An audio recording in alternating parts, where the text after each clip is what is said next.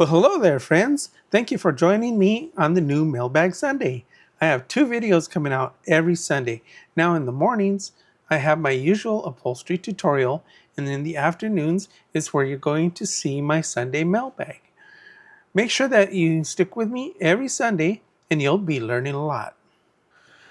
Now we have two really great questions this Sunday mailbag. The first one comes from Jason R. Jensen, who is interested in finding out information about upholstery materials for aircraft.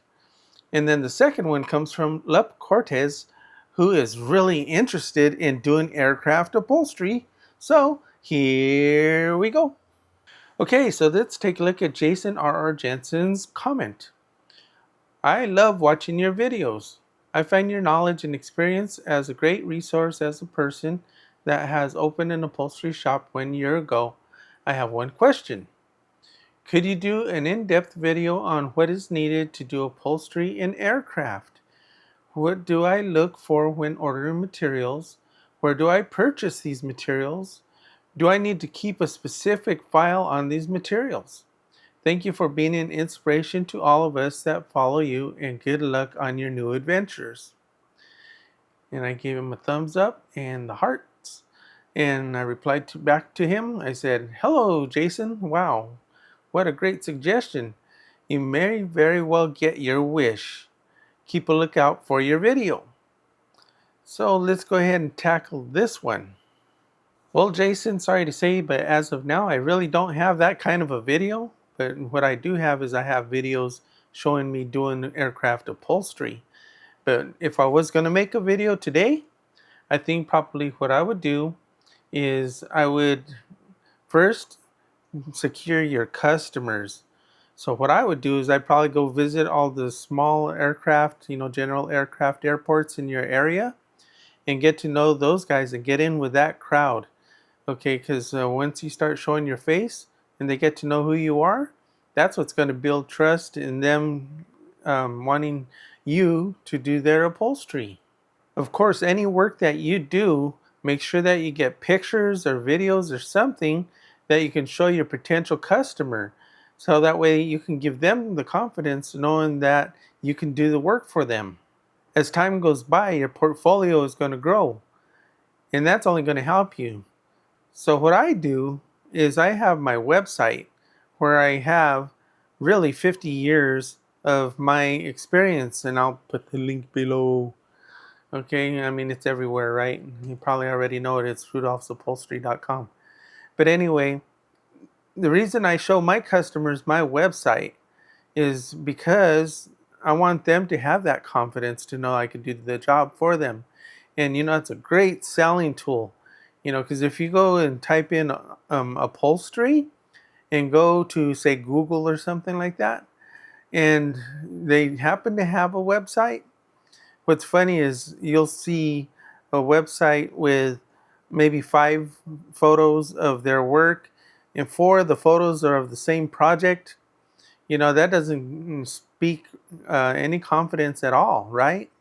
So the more you can show people, the more you're going to sell them. I mean, it'll be the easier sell when people they see what you've been up to in your experiences. So now we have a wonderful thing called Chat GPT. What you can do is you can go on there and start asking questions. Okay, I can start asking questions about materials and the process. Because if you educate yourself and you have that knowledge and you can start to speak their language, they're going to know that you're on a level with them. And that also gives them extra confidence to know that you could do the job. So during the conversation, make sure that you mention things like FAA burn test materials or burn test certificates, or how they would have to put that in their flight log, how it's not necessary if it's an experimental aircraft. Well, if you really want to get on the good side, start mentioning stuff like CG or center of gravity, ailerons, deflection, dihedral, lift and airflow, trim tabs. They're going to know that you're on the same page and you're in, guaranteed. So when you're talking to these guys, you got to understand they love their airplanes. Okay, and they'll bend over backwards to make improvements on those airplanes. So you're the guy that's going to help them reach their upholstery goals. So now for ordering materials. Okay, what you're going to want to do is you're going to find a good supplier that sells the FAA burn test certified aircraft fabrics or materials. One that comes to mind is Douglas Leather. They're a large company. I think they're on the East Coast. I've never actually purchased from them before, but they send me all their samples and they all look great. But anyway, I would try somebody like that. Or when you're visiting your neighborhood upholstery supplier, you can just ask them if they have a source for FAA burn test certified materials. These burn test materials usually cost more. And I guess it's for that little piece of paper that's a certificate, because you know what? It's still material. And you know what? It still burns. So I guess what it is the test is how long it takes to burn. So as you know, fire is going to go through anything, right? I mean, if you've ever seen an aircraft accident, you'll see that the aluminum is melted. So what about the material that we're talking about? For the people that have the experimental aircraft where the burn test certificates are not required, okay, they have a lot more freedom to choose materials of what they want to put in their airplanes. And they're a lot easier to work with, really. One thing that you'll notice right away about airplane people is they're like the happiest people in the world. So they're great to be around. They're always so cheerful and happy. It's a good environment to be with. So what you get when you get your burn test materials is they always include with the materials the burn test certificate. And this is what you hand over to your customer. So that way they could put it into their flight log. They will need that for their yearly annual, whenever they get the annual done every year on their airplanes. And for his last question, do I need to keep specific file on these materials? I don't think so. I never have. Once you give the burn test certificate over to your customer, that's it, and that's your only obligation. The extra benefit of doing aircraft upholstery is if you like airplanes, you're going to love being around these airplanes. You got to be very careful with them though, because they are very fragile. There's certain things that you don't want to step on, like flaps on the wing. If you have to climb onto the wing to get into the airplane, there's often just one opening into the cabin, and that's how you gain access. So you got to be very careful and watch every step, because it's very important. Not only that, but sometimes you'll even see somebody maybe even working on airplanes or building airplanes. You'll see a wing jig over on the side corner of their hangar where they're putting together a wing because they've already got the fuselage done. It's really exciting to see that kind of stuff. And when you're there at the airport, you get to see them take off and landing. That's always exciting. Depending on your airport and the size of the airport, like locally here, there's like just street access. You just pretty much drive in. But a lot of other airports that are more organized, you're going to have to get gate access. So they will provide you with a gate code, usually that you can punch in and the gate will open for you, and that's how you get your access. Then once you're inside, you have to respect all the all the all the space, okay? Because if there's an aircraft approaching, you got to make sure you're stopped and out of the way. You know where they're going to go, because it's usually drawn out on the pavement of their path that they're going to be following. So always keep your eyes and ears out for aircraft moving around. And then you always want to drive very slow, because that's going to show respect. If you find value in my upholstery tutorials, now is an easier way to contribute to my YouTube channel. Buy a coffee by scanning this QR code now. Thank you.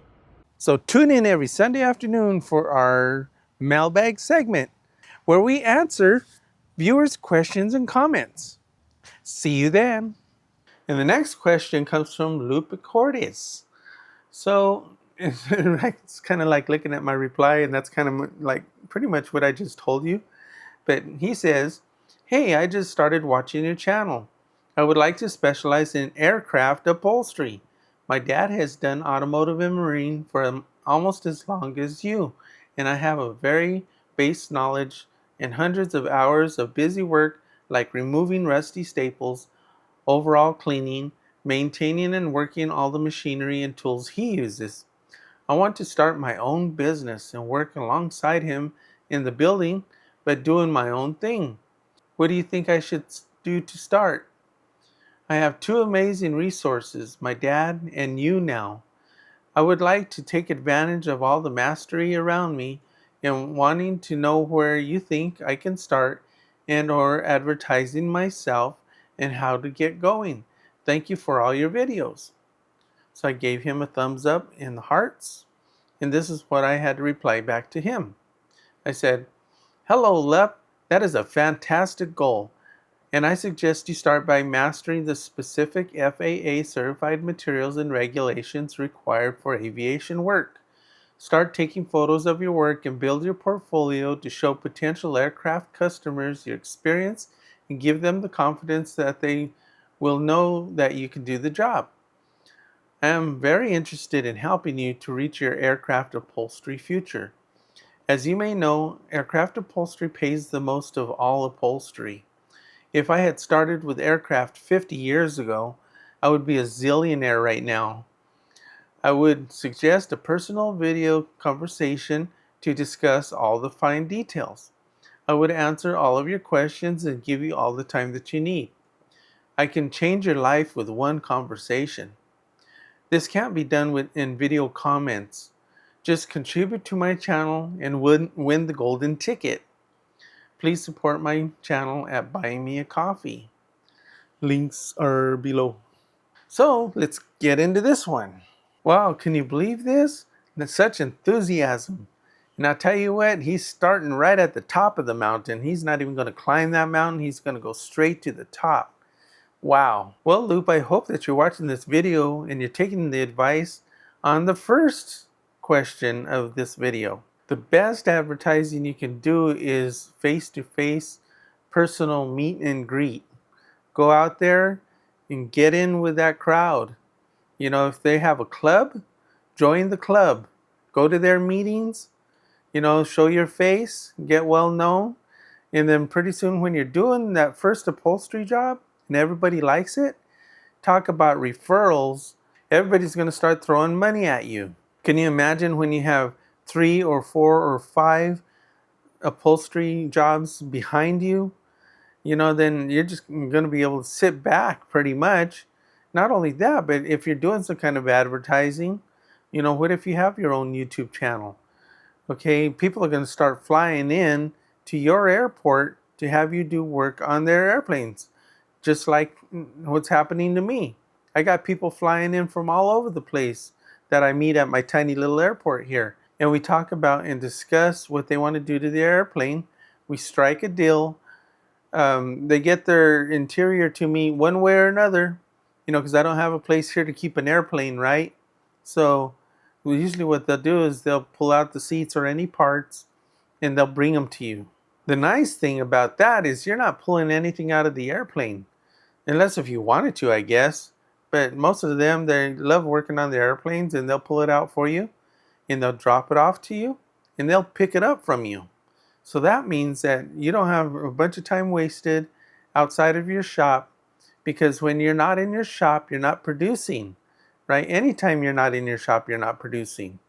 So you got to make sure that you're always in your shop working. So when you're done with the job, you hand it back to them and then they do the installation. And you know what? All the time that you would have spent on the installation, you're making money doing another next job. Hey, if you're stuck on a project or just want some one-on-one help, let's jump on a private consultation video call. We can look at what you're working on together and we'll get it all sorted out and answer all of your questions. Just head over to my Buy Me a Coffee page with your contribution to lock in a time and we'll talk. The link's down below. I know I spend a lot of time on my videos talking about money and how you can make money. And that's what I think what's different about my channel is I'm not just sewing up something on the sewing machine, measuring out little things and sewing something on the sewing machine. I'm telling you how to run a business and I'm telling you how to make money that will improve your life and your family's life.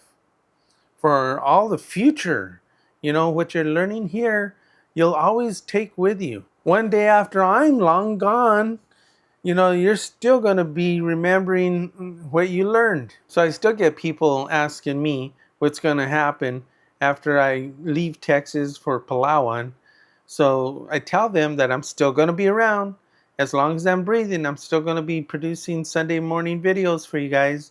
I still have 50 years of experience that I'd like to teach. So if you've been doing upholstery for a while, 1 year, 2 years, 5 years, 10 years, 15 years, and you're still struggling and you're not doing aircraft upholstery, I'm telling you, you better change your mindset. Start changing the way you do things, or else you're going to continue to struggle. You know how I know? Because I was that guy. I was that guy struggling for so many years until I found out myself, without advice, how to get some of this stuff done. So get out there and fly. These questions are really good questions, and these are questions that you should also be thinking about.